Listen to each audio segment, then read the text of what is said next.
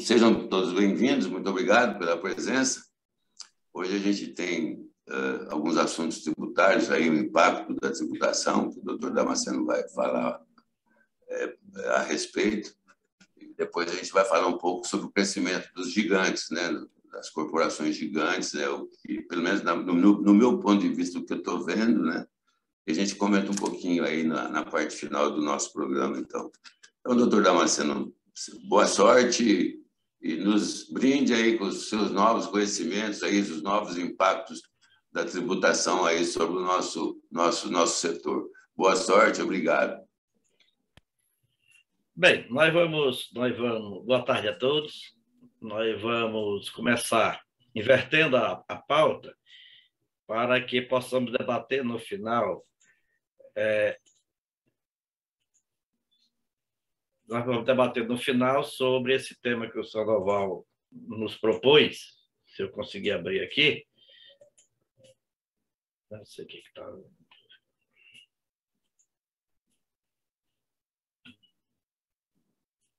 Eu vou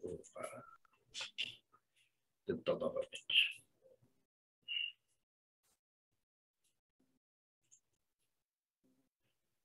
Esse que está aparecendo, nós vamos deixar ele para a parte final e vamos começar por esse aqui. Então, tá aí. O crescimento vertiginoso dos gigantes, o que fazer? Nós vamos deixar o painel para o final. Tributação, propostas que repercutem no dia a dia das empresas.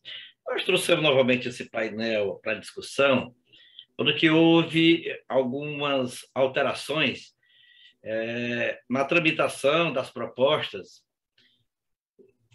que estão ocorrendo lá no Congresso Nacional, e algumas que já estavam esquecidas voltaram à tona, e as que estavam no auge voltaram para o esquecimento. Então, nós vamos comentar um pouquinho sobre isso, para deixar todos, ficarmos atualizados. Existe no estado de São Paulo uma vibração que atrai pessoas de todas as partes do Brasil e do planeta, que escolhem a região para viver, concretizar sonhos pessoais e profissionais. Foi assim no passado e é assim no presente e será assim no futuro. Mas o estado de São Paulo é, acima de tudo, o lugar dos negócios como poucos no mundo. Dona do maior parque industrial e do maior PIB entre todos os estados brasileiros. Nesse cenário, um dos setores que mais tem contribuído para a integralização do impressionante PIB paulista é, sem dúvida, o atacado distribuidor do estado.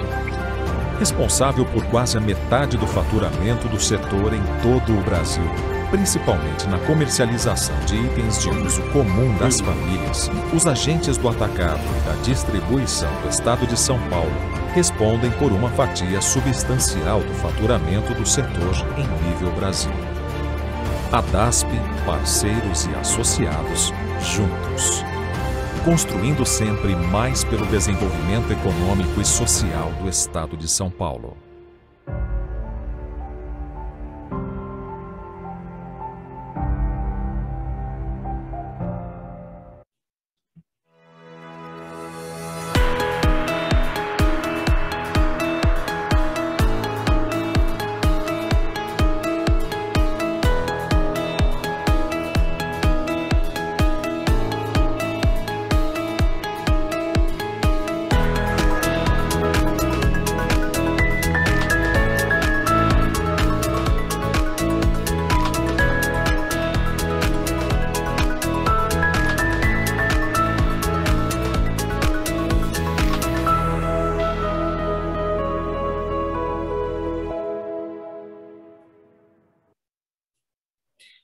Tributação, propostas que repercutem no dia a dia das empresas. Nós temos aí, só em reforma tributária, 4 PECs tramitando. Nós temos a PEC 110, de 2019, que é aquela do Senado, que é aquela mais antiga, que veio do Rauli.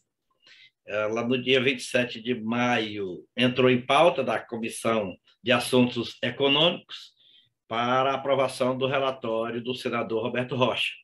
Então, ela já está em pauta, deve ser discutida e aprovada amanhã. A PEC 45, que ela tramita na Câmara Federal, ela é do deputado Baleia Rossi.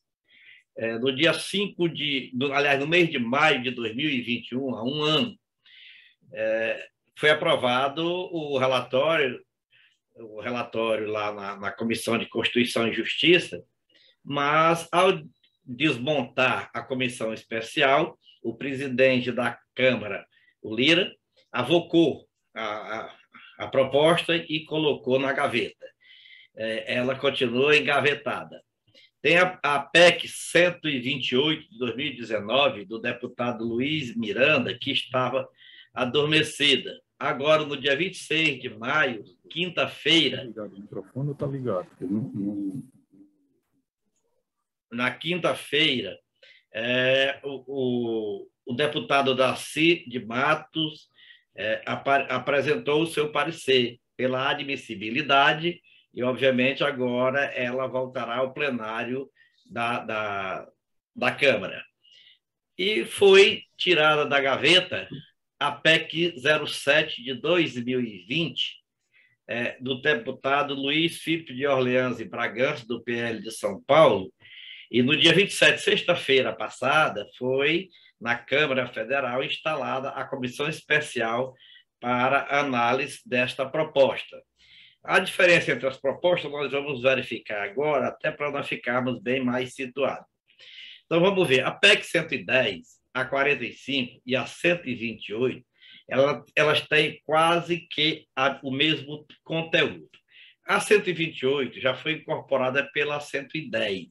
A 45 é um pouco semelhante à 110, porque tramitou na comissão especial mista juntamente com ela, por conseguinte, tem o mesmo relatório. E o resumo dela é o seguinte: a criação do IVA dual, com o IBS, o IBS federal, que era o PIS e a COFINS, e o IBS, vamos chamar estadual municipal, que é exatamente criando esse imposto com aglutinação do ICMS e do ISS. Um imposto seletivo também para o IPI, manter-se-ia a autonomia dos entes federativos, cada estado e o Distrito Federal determinará a sua alíquota, obviamente com um limite previsto na lei complementar que instituir. Fica criado o Conselho Federativo do Imposto, através do artigo 156b, que será acrescentado à Constituição Federal, e é criado por um percentual da arrecadação do IBS, o FDR, que é o Fundo de Desenvolvimento Regional.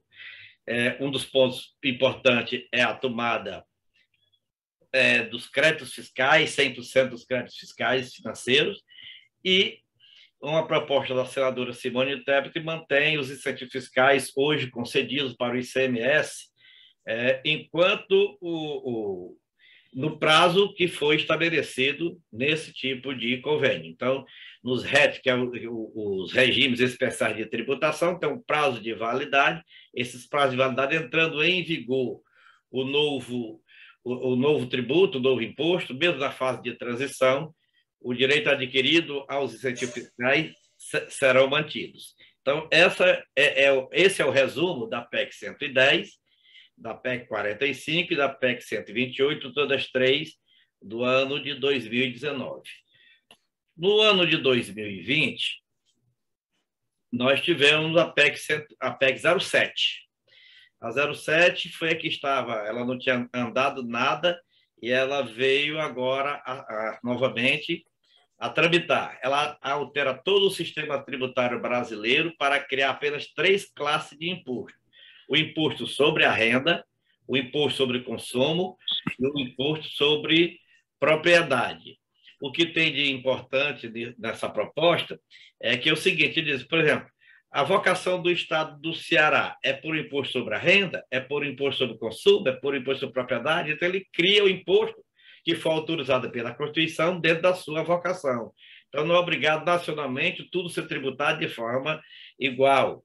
Isso vai trazer uma certa concorrência entre as unidades federativas por questão de incentivos regionais. Uma tributação no canto de algum produto que não terá no outro local. Então, é preciso ver como é que esta norma seria estabelecida através da lei complementar instituidora desses impostos. Ele extingue o ICMS e o IPVA, que são dois impostos estaduais, extingue o ISS e o IPTU, que são os impostos municipais, extingue o IPI, o PIS, PASEF e a COFINS, que são federais, extingue ainda o imposto sobre exportações, contribuições previdenciárias sobre a folha de pagamento, salário e educação e contribuição a ICIDs, que é a contribuição de incentivo no domínio econômico. Hoje nós só temos a CID, que é sobre o consumo de combustível, né? A contribuição do Sistema S passariam a ter natureza voluntária, contribui quem quiser. Então, isso é uma proposta que já vem de muito tempo, nesse sentido, e acabar com o Sistema S, porque no momento em que se deixa a critério da empresa, a empresa não vai querer contribuir, isso é óbvio, né? Então, ela mesmo vai querer investir no seu trabalhador. Foi no mesmo, essa proposta segue a mesma linha que foi aplicada no que diz respeito à contribuição sindical. A contribuição sindical ela deixou de ser obrigatória e passou a ser voluntária, paga quem quiser, ou depende também da convenção coletiva. Então, nós estamos vendo aí que nós temos 4 propostas de emenda constitucional criando o sistema tributário nacional, modificando o sistema tributário nacional, 3 que têm identidade e uma totalmente diferente. E uma é que está tramitando a PEC 110 no Senado Federal e a PEC 07 na Câmara Federal. As outras 2 estão mais ou menos estacionárias, sendo que a 128 ela andou um pouquinho agora na semana passada. Ainda dentro da reforma tributária está no bojo da PEC 110 a criação da CBS, que é aquela proposta do governo federal através de um projeto de lei ordinário, que é o projeto 3887 de 2020, foi apresentado em 21 de julho de 2020, que extingue o PIS e a COFINS e cria a CBS. Ela continua parada, aguardando a constituição de uma comissão temporária pela mesa diretora da Câmara Federal. Mas a PEC 110 já traz em seu bojo a visão da autorização constitucional para a instituição da CBS. Embora nós entendamos que hoje o artigo 195 já autoriza, porque não batiza de PIS nem batiza de COFINS. Diz só que a Seguridade Social será mantida pela contribuição instituída sobre o faturamento das empresas, a folha de salário. O PIS e a COFINS é exatamente sobre o faturamento das empresas, a receita ou o faturamento das empresas. O IRPJ e o CES e a contribuição social sobre o lucro. Nós comentamos no último encontro aqui no fórum que há uma negociação entre o Congresso Nacional e o Ministério da Economia para ser instituído nova sistemática com a redução da tributação de 34% para 30% relativa ao imposto de renda da pessoa jurídica e a contribuição social sobre o lucro, e a taxação em 10% dos dividendos. Os dividendos, obviamente, quando você pega o lucro real e retira os 34% do imposto de renda da contribuição social sobre o lucro, fica o lucro líquido. O lucro líquido é que seria dividido entre os acionistas, os sócios, com a tributação de mais 10%. Isso levará a uma tributação para em torno de 38% para a pessoa jurídica, principalmente a pessoa jurídica do lucro real. Queira ou não queira, aumentará a carga tributária das empresas. As medidas estariam acopladas a um novo refis para empresas médias e grandes. Essa é a proposta do presidente do Senado Federal, que negocia a modificação do imposto de renda e da contribuição social sobre o lucro, se for instituído o refis para médias e grandes empresas, já que foi já instituído o refis para as pequenas empresas, principalmente as empresas do Simples Nacional e os microempreendedores individuais. Então, em relação à proposta de reforma tributária e o que pode vir de encontro aos interesses das empresas no que diz respeito à tributação, são essas as propostas que estão tramitando. Eu acho que aqui esse primeiro item nós podemos parar e abrimos para quem queira discutir e depois entraremos no segundo módulo. Sandoval. Eu estava com o fone ligado, ainda bem que não teve barulho. Eu acho que tem tanta coisa e tanta novidade, mas você colocou bem essa coisa de tornar voluntário e não obrigatório a contribuição para o S, a contribuição do S, né? Ninguém, se isso passar, ninguém vai pagar, né? Eles fazem até coisas boas, a gente vê SESC, SENAC, SENAI e tal, fazendo muitas coisas boas, mas também, na minha opinião, tem muito desperdício aí com patrocínio de esportes e tem muita confusão aí no meio. Eu acho que isso aí, se passar, vai ser isso que você falou mesmo, doutor, a contribuição sindical. Eu não quero, pronto, né? Então, acho que vai acontecer mesmo, assim, sei lá, 99% das empresas não vão querer voluntariamente recolher isso, não. Foi feito um laboratório com a contribuição sindical, né, Sandoval? E os sindicatos não quebraram. Não? Esse é o primeiro exemplo. Aí o sistema S aí vai envolver haverá, com certeza, um enfraquecimento muito grande do sistema sindical nacional, principalmente no que diz respeito ao sistema sindical patronal, porque esse dinheiro vai para o sistema sindical patronal. Então, talvez o sistema sindical dos trabalhadores, que já está mais ou menos adequado, fique mais forte, e já é mais forte do que o sistema sindical patronal, porque haverá, obviamente, primeiro, a perda da contribuição sindical compulsória. Depois, a extinção dessas contribuições do Sistema S. O Sistema S representa 5,6% da folha salarial das empresas. Então, o que paga de salário para os empregados, a empresa contribui com 5,6%. Então, é um valor representativo, muito alto, né? É um valor muito alto. Eu acho que uma média seria mais adequada. Mas é serviço demais, né? Nós temos para a indústria o SENAI e o SES. Um de aprendizagem e um de social. Nós temos para o comércio o SESC e o SENAC, que é um de aprendizagem e um social.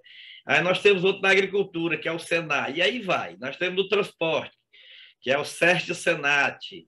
E a coisa vai. Então, tudo isso aí, ainda temos 1% para toda a categoria.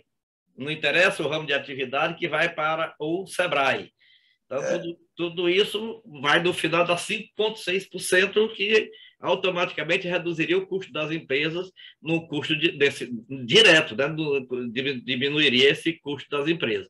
Então, eu não vejo com maus olhos, não. É uma questão de adequação, talvez nem 100%, mas que haja uma redução, que era a proposta inicial do Guedes logo quando assumiu. Logo quando ele assumiu, o primeiro discurso dele era reduzir ou tornar não obrigatórias essas contribuições. Isso aí pode fazer diferença. Eu vou tentar fazer aqui uma comparação, né? O Torres trabalha com distribuição. Via de regra, não sei se é o caso da Redion, via de regra, por conta das obrigações que o agente de vendas tem, o equipamento que tem que usar, as tarefas a serem cumpridas, etc. e tal, é muito complicado manter este serviço de venda ao varejista através de representante comercial, porque uma reclamação trabalhista aí, ela vamos dizer, tem uma chance muito grande de derrotar o empregador por conta dessas obrigações de relatórios e equipamentos, e, enfim. Então, isso para o distribuidor, por exemplo, que sob o faturamento,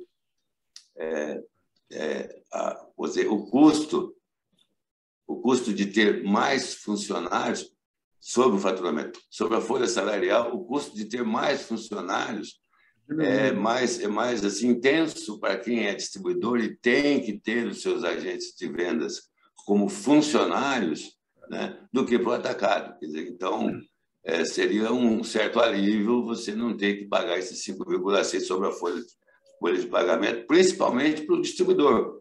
Que se o Torres quiser comentar, eu vejo que os distribuidores todos, a maioria deles tem que ter CLT por conta das obrigações que o agente externo, o agente de venda deles, né, ficam obrigados em relatórios, equipamentos, etc. Então, você quer comentar alguma coisa, Torres? Realmente, você como distribuidor exclusivo de empresas, principalmente multinacionais, você tem várias obrigações, exigências, né, que você tem que cumprir, como você falou, horário, relatório, exigência de visitação, roteiro. Então, é uma série de problemas que, se você colocar um RCA, você lá na frente vai ter grandes problemas. Agora, você é obrigado a colocar praticamente o CLT. E o CLT realmente ele custa mais caro para nós. Isso aí pode aliviar bastante a gente aí, já dá uma aliviada no bolso das empresas distribuidoras. Agora, não vai ser tão fácil, não. Acho que a briga vai ser grande lá para ser aprovado isso daí. Né? Porque eu acho que é difícil mesmo, viu, Tony? Eu acho que é difícil porque mexe com o comércio e com a indústria, organizados, né? O sistema é organizado. Atinge os sindicatos, as federações e as confederações. Então, é o sistema sindical nacional, todinho. Eu lembro que a gente foi discutir várias vezes lá em Brasília, né, a situação do contrato do distribuidor, né? Porque o distribuidor, na realidade, eu tenho 30 anos de ser a Johnson, se ela chegar aqui para mim e disser assim, Torres, você não é mais distribuidor, não sou mais distribuidor. E eu não ganho nada. Então, nós tivemos aí um projeto de lei e fomos discutir várias vezes em São Paulo. A CNI, ela bloqueou o tempo todo. E não passou até hoje, entendeu? Então, eu acho que vai ter aí, realmente, as federações aí vão tentar bloquear, porque vai ser uma perda de receita muito grande para o sistema S aí. Vai ser forte. Mas para nós seria bom. Mas nós temos que ver o seguinte, que esse discurso não é novo, não é?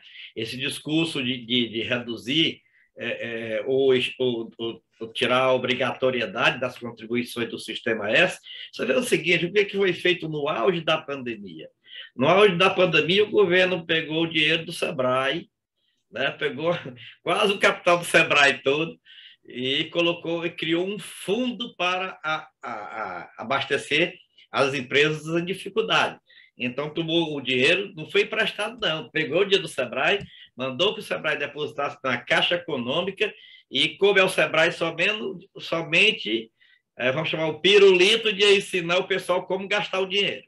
Foi só isso. O Sebrae só ficou para poder ter o dinheiro lá da Caixa Econômica, tinha que ensinar como é que ele ia gastar. Outra coisa, não, dizer que vai receber de volta, não vai. Então, levou 80% da reserva do Sebrae, foi encaminhada para a Caixa Econômica para a criação de um fundo especial de abastecimento financeiro para as empresas em dificuldade. Então, ou seja, aqui e lá se dá uma injeçãozinha nessa tentativa de se mostrar. Óbvio que a aprovação do jeito que está proposto pelo deputado da sua proposta, na número 7, é difícil passar porque tem a contrariedade da indústria, a contrariedade do comércio, a contrariedade dos segmentos econômicos organizados em sindicatos, federações e confederações. Então, não vai ser fácil. Mas, com certeza, a coisa vai avançar. A contribuição sindical passou, a falta de obrigação da contribuição sindical é porque tinha um chama muito forte, porque atingia os trabalhadores, né? Então, quando tirou a obrigatoriedade dos trabalhadores, também tem que tirar a obrigatoriedade dos empregadores, do patronato. Então, porque a lei que regulamenta uma, regulamenta a outra. Então, quando tirou a obrigação, mas a bandeira de se defender a redução do custo do trabalhador, todo mundo aplaude. Então, é a razão porque passou. Agora, em se tratando do Sistema S, é só o patronato que é atingido. Então, a coisa já é um pouco diferente. Fica o contribuinte empresário lutando para diminuir sua carga tributária, mas fica, ao mesmo tempo, o contribuinte organizado no sistema sindical patronal defendendo a manutenção. Então, vai ser luta de gigantes, né? Com certeza, vai ser uma luta de gigante aí, mas vamos para frente aí, né? Muito o que bem. vai acontecer. Alguém mais quer se manifestar sobre o tema? Só doutor, dar quer dizer, conversar, provocar o Torres mais um pouquinho, né? Ele conversando sobre essa coisa da segurança, dele ser distribuidor de uma companhia ou N companhias, distribuidor exclusivo, manter isso, manter esses custos, manter funcionários, a área de vendas todas no CLT. E o comentário do Torres foi: a companhia vai vem aqui e fala que você não é mais distribuidor. Bom, pai, desculpe, mas eu digo assim, depende do contrato que você tem com eles, né? Porque isso aí, vamos chamar assim, os acordos tácitos também valem, né? O tempo de atividade, a história, o desempenho, a história, o desempenho, né? Os prêmios que a tua companhia recebe, os vendedores recebem. Isso tudo vai, se for para, como diz o outro, vier um cara e falar: você não é mais distribuidor, vai, tá bom. Então, nós nos encontramos no tribunal, porque não é. Você tem aqui, né, as exigências, todas elas feitas por e-mails, WhatsApp, você tem, né, demonstra que você tem uma estrutura que foi colocada e montada para aquela situação. Né? Então, você está sendo obrigado a ter uma estrutura X de vendedores, X de promotores, coordenadores, né? Dar uma assistência, né, daquela forma que eles exigem. Então, isso, numa briga, ela mostra um pouco do vínculo, né, que a indústria tem com a empresa e com os seus funcionários. As cobranças que eles fazem, né, as reuniões. Então, isso tudo aí dá uma chance, né? Então, teve um amigo nosso aqui que era distribuidor da Rect, 25 anos, a Rect chegou aqui da noite para o dia, tirou, acabou, pronto. Não sei se está brigando lá, né? 25 anos. É complicado, né? Eu não acredito assim numa situação dessa com uma empresa como a Cera Johnson, né? Porque a história ela é antiga comigo. Eu tenho botar aí quase 45 anos de Johnson, né? Entre funcionário e distribuidor. E ela tem uma ética, né, que é bem respeitada. É claro que tem as pessoas que administram, que mudam as cabeças e essa coisa toda. Mas você fica resguardado numa situação com qualquer empresa que você tenha, mesmo contrato. Os contratos normalmente são leoninos, mas se você é cobrado, você tem a cobrança do trabalho que você tem que fazer, a quantidade de clientes que você tem que abrir, que você tem que atender, o que a tua equipe tem que fazer, quantos funcionários você tem que ter. Isso tudo é registrado em e-mails, essas coisas todas. E se o cara for para a justiça, ele lá na frente ele recebe. Ele vai brigar há muitos anos, mas ele recebe. Não, eu tenho um pensamento muito... Aliás, até vou externar agora aqui para vocês, né? Vocês nunca me viram entusiasmado quando, vamos dizer, parceiros nossos falam aí na lei de distribuidor, etc. A indústria não gosta de ouvir isso, sabe? Dificilmente vai passar. Então, isso que você acabou de falar aí, quer dizer, o registro das atividades, o empenho do trade marketing teu lá, os promotores, a quantidade de funcionários, o serviço prestado, o crescimento, o lançamento de produtos, o material utilizado, isso tudo, tá? Na minha opinião, é o que vale se um dia vier a ter uma briga por qualquer motivo. Agora, se você pagar a companhia direito e continuar fazendo o que ela está fazendo, fica mais 25 anos distribuidor, né? Mas eu estou falando com relação A gente conversou na Band muito, né? Esse projeto aí, a lei do distribuidor. Eu sou absolutamente contra, não é a primeira vez que eu falo, né? De cara falei, olha, eu sou contra isso, a indústria não quer ouvir, não quer saber disso, não, sabe? Eu acho que isso é uma coisa mano a mano, cada distribuidor com o seu contrato, com a sua área, com o seu relacionamento, o seu trabalho e tal. Eu acho que não dá para fazer uma lei, porque não vai passar por causa do SESI ou por causa da CNI, por causa de quem quer que seja. É que não funciona, para mim não funciona. A indústria não quer fazer um contrato que tem todo mundo tem um contrato igual, etc. E tal. Eu acho que essa coisa é o relacionamento. Você, pelo jeito que você está falando, foi um ótimo funcionário da companhia e ela, de alguma forma, retribuiu esse desempenho teu numa área que talvez tenha sido uma área nova, e você foi desenvolver e fez a companhia crescer lá e ocupar espaço, enfim, e tomar espaço do concorrente, crescer e desenvolver, enfim, todo o trabalho que você fez. Eu enxergo a coisa mais ou menos desse jeito. Eu só queria... Viu, Torres, viu, Sandoval? Corroborando com essas colocações, nós tínhamos 2 caminhos para a regulamentação disso, e estavam muito bem encaminhados sem esse projeto. Primeiro projeto de Código Comercial, tinha as regras matrizes e permaneceu lá no projeto de Código Comercial o contrato de distribuição. Mas isso hoje está expresso no Código Civil de 2002. Lá tem as regras necessárias para a segurança dos contratantes. Aí é como o Sandoval disse, basta colocar as minúcias do contrato.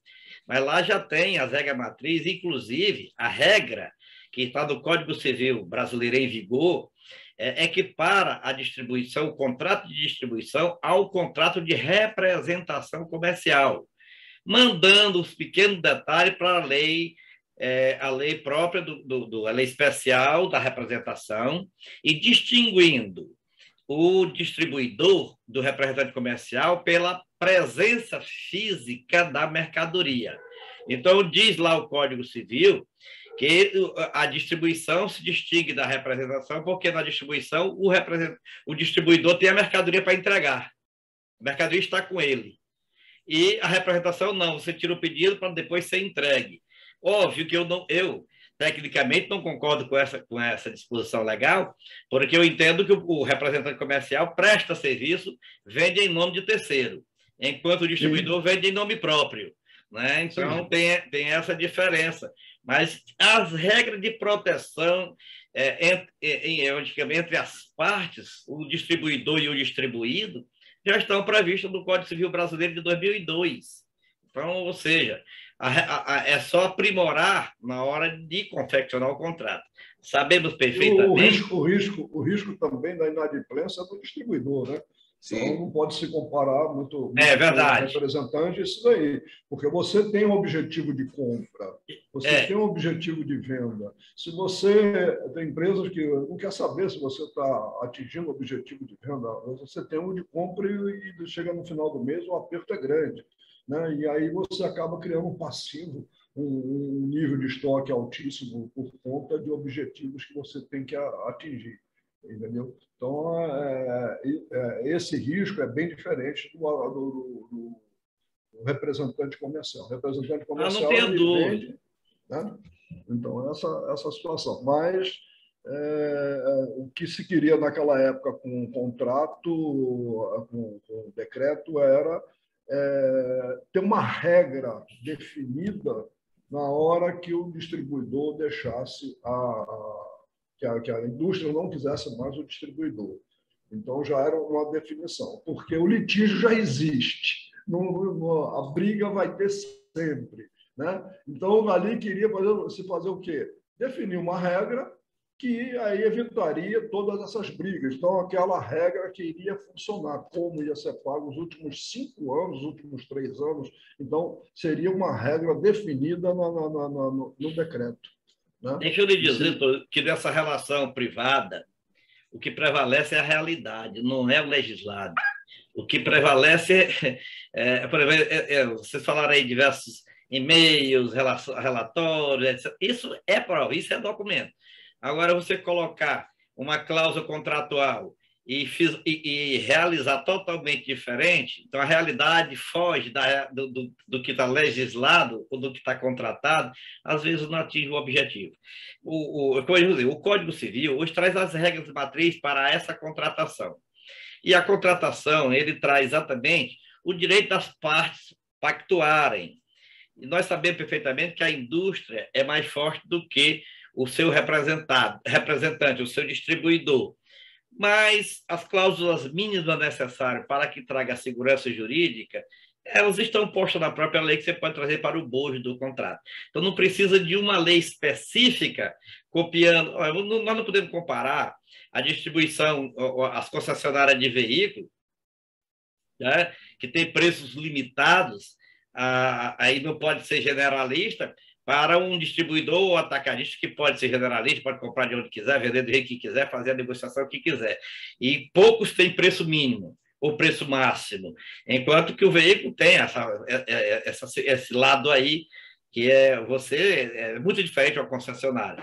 Quer copiar a lei da concessionária para colocar na distribuição, aí eu não vejo como isso possa caminhar. É a lei Ferrari, né, doutor? É a lei Ferrari. Doutor Damasceno, é o seguinte, você, dependendo da indústria, você não pode trabalhar com concorrente. Você tem um controle de preço, né, no mercado e a indústria controla, você não está muito livre para botar o preço que você quer, não. É porque na distribuição você ganha pela redução do preço de aquisição, não é pelo preço de venda, não é? Exatamente. A briga de mercado ela é grande. Então, pois é. E aí se você não tiver uma redução no preço de compra, de adquisição, você vai ter um problema lá na frente, né? Esse aí é complicado. Tem empresas que fazem grandes negociações, que dá verbas para você fazer ações, essa coisa toda. Tem empresas que não. Então, na época, compararam justamente o distribuidor como as concessionárias de veículos por conta dessa exigência que tem. Você realmente tem uma marca, você não pode trabalhar com a marca concorrente. Essa é a verdade. Hoje nem o representante comercial pode vender produto concorrente, né? Nem o representante comercial. Isso é uma das condições. Você pode trabalhar para outra empresa, desde que não seja concorrente. Né? Então, a regra é esse compliance aí, ele existe em todos os setores. Você não pode trabalhar para atender a dois senhores, né? Exatamente. Então, vamos. Alguém mais quer comentar o assunto? Então, vamos para o segundo painel.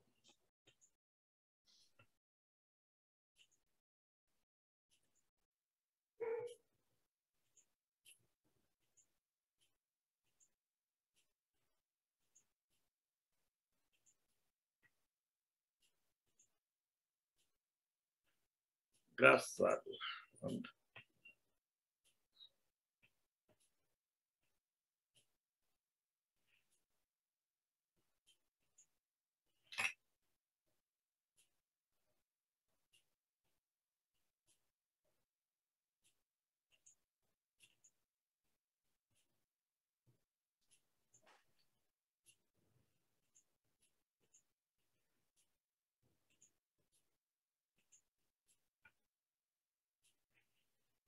Muito bem, estamos vendo? Está vendo, Sandoval? Sim. Por favor. Estamos sim. Todos. Estamos vendo e sentindo. Tá bom. Vamos lá, Sandoval. De alguma forma, a gente tem que falar sobre isso. Né? Eu venho já com essa preocupação há muito tempo. Eu não lembro de vocês se o Torres estava nessa. O João com certeza estava nessa reunião há 10, 12 anos atrás, quando o Carrefour comprou o Atacadão. Uma reunião que a gente ia, presencial, que a gente ia a São Paulo todo mês, a base nos convidava. Então, iam todos os presidentes, todos os executivos e outros convidados, né? O doutor Damasceno foi em vários. Lá eu falei, preparem-se para uma nova era, porque eu conhecia a operação do Atacadão muito bem, quer dizer, muito bem o suficiente, que conhecia a operação do Carrefour. Quando o Walmart tentou comprar o Atacadão, eu não fiquei preocupado, não. Até chegaram a botar preço na mesa. Tudo. Aí, quando o Carrefour comprou, eu falei, agora preparem-se para uma nova era. Uma nova era. Nós vamos ter muita dificuldade com esse pessoal, porque eu os conheço o suficiente para ter essa preocupação e tentar passar para vocês. Então, eu venho acumulando, esses últimos anos, vendo o progresso de todos eles, né? A compra que o Pão de Açúcar fez do açaí, o crescimento do açaí vertiginoso e o crescimento do Atacadão, né? E agora, vendo, por exemplo, a revista Distribuição, com o último ranking, fica fácil notar para onde vai caminhar esta coisa desse crescimento desses dois gigantes, e tem outros crescendo, mas não são... cresceram vários outros regionais, mas não cresceram tanto quanto o Atacadão e o açaí. E vendo o presidente do açaí e o CEO do Atacadão falarem, eles vão crescer muito mais, vão abrir muito mais lojas. Agora, com esse negócio do Big, que o Atacadão vai ter que fechar algumas, o grupo Carrefour, né, vai ter que vender algumas lojas, mas cada dia, cada 3 meses, a gente vai ouvir isso, ouvir. Olha aí, o CEO falando do crescimento deles. Aí eu coloco lá, né, o que fazer?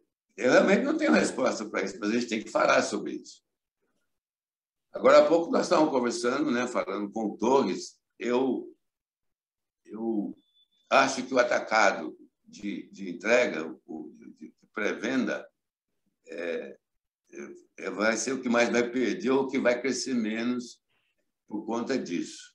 Acho que os distribuidores que têm mercado, vamos dizer, território fechado, contratos e tal, têm uma tendência para crescimento nessa nova fase, né?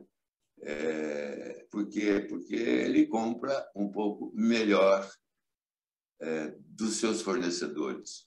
Um atacado normal de entrega, eu não vou citar nenhum nome aqui, ele tem que competir na hora de sentar lá na frente da indústria, ele tem que competir com o comprador do Atacadão, com o comprador do açaí. Não tem jeito. Como é que faz? Se ele não tem distribuição, não tem território fechado, não tem margem estabelecida, na minha opinião, a gente vai ter problema. Mas eu estava falando dessa reunião de 10, 12 anos atrás na BAD, até uns ficaram bravos. Quer dizer que nós vamos quebrar? Eu falei, não falei isso. O Mário Português, lá do Coimbra, né? Quer dizer que nós estamos falando que nós vamos quebrar? Eu falei, não falei isso. Eu falei, nós vamos ter dificuldades, e elas estão aí. De 2020 para 2021, estes dois e mais uns 3 ou 4 que cresceram nesta área de cash and carry, ou seja, venda a consumidor, um atacadista atacarejo, eles tomaram do mercado, porque o mercado não cresceu tanto assim, 41 bilhões de reais em um ano. Esse é o número do número passado, olhando o número do ranking agora, e aí não estou incluindo o açaí, porque ele não entrou no ranking, 41 bilhões. Você pega esse ano, pega o ano que vem, vai botando 41, 45, 50, 60, 80, ver o que vai acontecer com o atacado generalista, o atacado de pré-vendas, né? Todo mundo vai sofrer, esse pessoal vai tomar muito mercado. Mas eu acredito que vai se manter e talvez crescer, talvez não, possivelmente, os atacadistas, os distribuidores com áreas geográficas definidas, como eu falei, com contrato, com tabelas definidas, imagens e serviços ao cliente, vão continuar crescendo. Eu temo muito pelo atacado simples, o atacado de pré-venda, né, que não tem o cash and carry. Então, eu falei, diga, Torres. O que eu acho, na realidade, nós aqui em Pernambuco, principalmente, estamos sofrendo bastante, porque além do atacadão, açaí, né, a gente tem aí a entrada aí do novo atacado, que é do Bretas, né, que está se expandindo muito, e agora o Mateus, né? E aí realmente está ficando complicado. A nossa preocupação grande é como manter o pequeno varejo. Tá? A gente está trabalhando no projeto, na associação, que o nosso presidente está trabalhando em cima de um projeto, que é o compre local, né? Seja Pernambuco, e essa é uma bandeira que nós estamos levantando. Porque, na realidade, aonde abre uma loja de atacarejo, ele dá 300 empregos, mas ele desemprega aí de 1.000 a 2.000 funcionários, porque ele quebra todo mundo em volta. Tá? E a grande realidade é que o pequeno varejo acha uma maravilha poder comprar no atacarejo, né? Porque ele compra no cupom fiscal, no final do mês, quando ele já estourou lá os simples dele, e vende sem nota. E só que ele está criando o dragão lá para acabar com ele. Né? E ele não enxerga isso, só vai enxergar depois. Então, hoje é complicado. O que eu vejo é o atacado, como você falou, Sandoval, o atacado normal, o atacado de balcão, esses atacados tradicionais, esses realmente vão sofrer, podem até fechar as portas.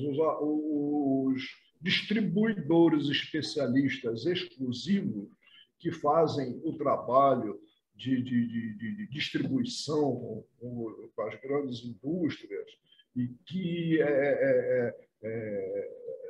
faz a execução no ponto de venda, não tem aquele trabalho diretamente com o seu cliente, então esse ainda vai sobreviver um pouco. Mas o que tem que se vender por exemplo, Pernambuco, se acabar o varejo e os atacados e os distribuidores vão ficar na mão de quem? Açaí, né? Açaí, Atacadão, que comprou o Big agora, né? E vai ficar na mão do Mateus, né? Na mão do Novo Atacado. 4 a 5 empresas já estão fechando acordos aí com indústrias locais para comprar os seus estoques. Isso aí é muito perigoso. Isso é muito perigoso, porque a indústria não vai chegar no final do mês, ela vai ter que vender do jeito que eles querem. Não vai ter negociação, não vai poder. Então, quem trabalha como distribuidor, com empresas multinacionais, principalmente, que são sérias, né, talvez não tenha tanto problema, porque não há essa briga. O que é uma empresa multinacional? O que ela olha é justamente o número de clientes, o share que ela tem no mercado. Ela não olha o quanto ela vai vender para 1, 2, 3 clientes. Ela não quer a verticalização. Ela quer a distribuição numérica. Então, ela evita de grandes negócios com esses grandes, justamente com briga de preço para evitar o problema. Eu não tenho problema de preço com esses grandes. Porém, a minha preocupação é que os meus pequenos estão quebrando por conta dos grandes. Esse é o problema. Né? Então, onde abre e quebra, clientes que eu tenho há 30 anos que não me atrasavam, estão me atrasando agora com problemas sérios e não tem como fazer. Você tem que ajudar em vez de acabar com eles. Okay? Aí, essa tela aí, pode passar? Pode, por favor, bota aí.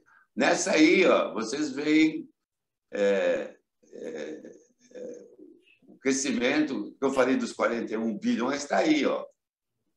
Imagina, essa tela é da Abras, então entrou o açaí, aí aparece, né, o quanto o açaí, o Pão de Açúcar, o grupo, né, cresceu de um ano para o outro, e quanto eles tomaram. Eu somei isso aí, deu 41 bi. Né? Isso aí é da APAS, da Associação da APAS, não, da Abras. Da Abras, da Associação Brasileira de Supermercado. Isso. E a gente vai olhando os números, vai olhando, fica difícil a situação, porque, na minha opinião, só repetindo, porque, para mim, tem vários itens, né, que precisam ser lembrados, mas o principal é que o distribuidor, com a característica do Torres, por exemplo, da Johnson, ele compra competitivamente. Ele compra competitivamente. A indústria tem que dar condição para o distribuidor dela com relação aos atacadistas. Agora, o atacadista puro, o atacadista de pré-venda, que fatura 2 bi, vai ter que competir para comprar melhor que o cara que fatura 80. E se a diferença é de 8 para 80, né? Hoje é essa. O Martins, imagina, tanto que a gente gosta do Martins, tanto que eu admiro, eu tenho uma paixão por essa companhia. O Martins, o atacado, a pré-venda do atacadão já é maior que o Martins. Vendedor na rua, vendendo igual o Martins faz, né? E hoje o grupo é 10 vezes maior que o Martins. Então, na hora de comprar, aí você, como é que faz, né?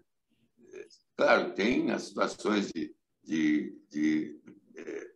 tributário, políticas regionais, geográficas, tem incentivos, tem muita coisa que aí vai conseguir fazer sobreviver muita coisa por muito tempo, mas nós temos a obrigação de começar a falar sobre isso, né?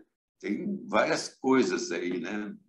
Essa área tributária, essa área de benefícios, e também a proximidade com o próprio varejista e lá na frente com o próprio consumidor. Mas é uma coisa que a gente tem que ir falando para a gente chegar. Qual é a forma de a gente sobreviver com o crescimento desses grandões aí? Tem muita coisa para ser falada, para ser conversada. Sandoval, aqui é o seguinte, o Torres falou no grupo Mateus, que é do Maranhão. Sim. Ele veio fazer uma proposta aqui no Ceará para abrir algumas unidades aqui e queria diferimento do ICMS por X anos, diversos incentivos, diversas vantagens para implantar e, conforme ele, gerar emprego. O assunto, a proposta dele foi feita em uma reunião com a ACAD, Associação Cearense dos Atacadistas, e com a ACESU, Associação Cearense de Supermercados, e foi elaborado um documento conjunto, juntamente com a FEComércio, e entregue à secretária da Fazenda, e isso foi seguido, a Secretaria da Fazenda, com o governo do Estado, adotou que o tratamento a ser dispensado ao Grupo Mateus era o mesmo tratamento que já era dispensado às empresas locais. Então, do mesmo segmento. Então, eles não teriam benefício nenhum além do que já existia para o grupo local. E assim ele instalou a filial dele lá em Tianguá, que fica quase na divisa do Piauí, mas o mesmo tratamento tributário que tem as cearenses, ele passou a ter também. Em relação aos grandes grupos, o que foi feito? Com negociação também com a Secretaria da Fazenda, com o incentivo de redução do ICMS de 18 para 10 e um quebradinho, não sei se exatinho, porque era 17 para 10, ficou estabelecido para ter direito a essa redução da carga tributária interna, que o capital da empresa fosse nacional. Então, uma condição de ter capital nacional, ter estabelecimento físico, ter crescimento na arrecadação, ter geração de emprego crescente, e assim por diante, diversas condições foram analisadas e colocadas na lei, uma forma de blindar para proteger o mercado puramente local e interno, né? Então, dessa forma, esses grupos que têm cash care, que têm capital social estrangeiro, eles não têm o mesmo benefício fiscal que têm os nacionais. Eles ficam um pouco, digamos, prejudicados dessa diferenciação de tratamento tributário. Quando se trata de cash care, aí nós temos o estudo que foi feito, que se ele está lá com incentivo do varejo, ele concorre injustamente com o atacado. Se ele está com o incentivo do atacado, ele corre injustamente com o varejo, e assim por diante. Então, foi estabelecido que só teria incentivo se o valor vendido ao consumidor final não ultrapassasse 10% do faturamento. Se ultrapassar 10% do faturamento, perde direito ao incentivo fiscal do atacado. Então, o atacadista é aquele que, mais que pode vender para o varejo, para o consumidor final, é 10% do seu faturamento, em média, no ano. Então, foram algumas bandeiras, algum caminho que foram criados para blindar e proteger o comércio local. Então, mas isso que você está falando é espetacular, é maravilhoso. Acho que nós devíamos bater um pouco nisso, se você achar, se você concordar. E para a nossa próxima reunião, que vai ser depois da BAD, né? Vai ser... Dia 13. Vai ser a gente conversar um pouco sobre isso e convidar os vizinhos do Ceará, porque tem os incentivos, né? Minas Gerais tem, Espírito Santo tem, todo mundo tem, só São Paulo que não tem, mas a gente já está acostumado. Tem, mas é pequenininho. É porque a ideia é primavera. Exatamente. Mas eu acho que é uma coisa para a gente debater um pouco, né? E até propagar um pouco. Isso que você narrou agora é muito sério. É muito sério e muito importante. Nós temos que preservar as companhias brasileiras, temos que preservar nossos parceiros, né? Então, acho que vale um programa para a gente debater isso aí, doutor. Muito bem. Compromisso assumido. Então, vamos lá. Eu acho que tem muita coisa para você falar. Muita coisa, muita coisa. Então, vamos deixar para o programa, então. A gente acha que já está 17h35, acho que foi muito bom. Se alguém mais quiser fazer algum comentário, vamos lá. O doutor Fernando, que sempre colabora conosco, se ele quiser tecer algum comentário, por favor, doutor Fernando. Eu acho que ele foi tomar um cafezinho, senhor Daval. Não, está aí. Tá... Não. Atendendo o telefone. Elizabeth já te retorna. É o seguinte, doutores, a única coisa que me chamou a atenção nessa brilhante exposição aí do nosso presidente Sandoval, né, as colocações do Torres, né? Uma coisa assim que digamos assim, né, que sou leigo nesse assunto, aí uma coisa assim que me preocupa muito assim, olhando para frente, a médio e longo prazo, é o comércio não presencial, o e-commerce, né? Então, eu acredito que esse já está pegando, né? E a tendência é crescer muito, né? E o preço que no e-commerce é muito mais, digamos assim, vantajoso, né, do que numa loja física, né? Tem alguns produtos que a gente compra, né, regularmente no mercado, né? Mas já tem alguns produtos que a gente nem encontra nas lojas físicas, né? Que a gente comprava nas lojas físicas e hoje a gente tem que comprar pelo e-commerce, né? Então, é só uma consideração de minha parte, né, como leigo, né? É uma questão que a médio e longo prazo eu vejo com muita preocupação. Muito bem. Essas considerações. Obrigado, doutor Fernando. Alguém mais quer tecer algum comentário? Pronto, Sandoval. Então, acho que foi muito boa a reunião. Eu agradeço a presença de vocês todos. E importante tudo que foi falado hoje aí, todos os aspectos. Mas, Torres, você vai estar na BAD? Não. Não? Não. Esse ano eu não vou à BAD, porque a Rede João ela foi premiada pelo Melhor Brasil no ano fiscal da Johnson, 2019, 2020 e 2020 e 2021. Então, eu estarei fazendo uma viagem com a família, né, e o sócio também, com a esposa, né, para Serra Gaúcha, justamente nessa semana. Aí eu não então, vou poder estar na BAD. Tá bom, a gente vai sentir. Boa viagem, aproveitem bastante. Obrigado. Serra Gaúcha, tome os vinhos lá, que são maravilhosos, as comidas também, né, e o lugar é maravilhoso. E a gente, então, na BAD, conversa mais um pouco com os outros presentes lá e a gente vai estabelecer aí, então, um calendário para nós, doutor. Na próxima reunião, depois da BAD, a gente vir nesse assunto, tocar nesse assunto. Essa coisa que o doutor Fernando falou do e-commerce, eu tenho, vamos dizer, dentro da minha caixinha aqui de preocupações, a mesma preocupação e a gente tem que lidar com isso. Nós temos que falar sobre isso. Vamos lidar com isso. De qualquer forma, então, muito obrigado a todos vocês. Quem for na BAD, a gente se encontra, se Deus quiser, semana que vem lá. E, se não, lá no nosso outro próximo programa, daqui a 15 dias. Muitíssimo obrigado, doutor Damasceno, pelo teu esforço, pela explanação. Obrigado a todos vocês aí pela paciência, que só brilhanta a nossa conversa. Dona Val, a Mauri pediu a palavra aí. Oh, que bom, Mauri. Não, para agradecer, eu tive que dar uma saidinha aqui, chamaram para uma reunião aqui, mas agradecer o conteúdo. Eu acho que essa consolidação é muito preocupante, preocupa todo mundo, né? O mercado como um todo, mas é um filme que a gente já viu em preto e branco, já viu né, mudo, né? Estamos sempre se adaptando a ele aí.